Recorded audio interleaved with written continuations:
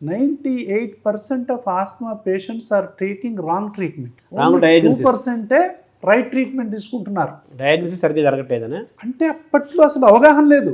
2% మంది మాత్రమే అసలు సిసలైన వైద్యాన్ని పొందుతున్నారు. 98% పొందట్లా. జీరో అంటే దాదాపు చాలా తక్కువ అని చెప్పాలి. అదే దడప. ఇంకా దీన్ని నేను రైట్ టు బ్రీద్ ఈక్వల్ అని చెప్పి ఒక ప్రపంచ ఆరోగ్య సంస్థ ఆధ్వర్యంలో జీనా అని ఉంది, గ్లోబల్ ఇనిషియేటివ్ ఫర్ ఆస్తమా.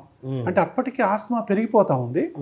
ప్రపంచవ్యాప్తంగా ఈ ఆస్తమా అంటే ఈ యొక్క వైద్యులు లీడర్స్ కలిసి అంటే మనిషి జీవన విధానాలు మారుతున్నాయి, పొల్యూషన్ పెరిగిపోతా ఉంది, జీవన విధానాలు ఆహారపు అలవాట్లు పెరుగుతున్నాయి, పొల్యూషన్ పెరిగిపోతుంది, వ్యాయామం తగ్గిపోయింది, శ్వాస సమస్యలు పెరిగిపోతున్నాయి, ఆహారం మారిపోయింది, అలర్జీలు ఆస్తమాలు పెరిగిపోతున్నాయి, కానీ వైద్యం అందట్లా. సో దీని మీద గ్లోబల్ ఇనిషియేటివ్ ఫర్ ఆస్తమా అని చెప్పి ఒకటి చేసి 95లో వాళ్ళు కలిసి రైట్ టు బ్రీద్ ఈక్వల్ అని వరల్డ్ ఆస్తమా డే 98లో ఫస్ట్ వరల్డ్ ఆస్తమా డే జరిగింది. ఆ రోజు నేను మొట్టమొదటి వరల్డ్ ఆస్తమా డే నుంచి మొన్నటి దాకా కూడా చేసుకుంటూ వచ్చా. ఎవ్రీ ఇయర్ ఇప్పటిదాకా ఈ రైట్ టు బ్రీద్ ఈక్వల్ అనేది బాగా నచ్చింది నాకు, ఈ నినాదం. అంతే కదా.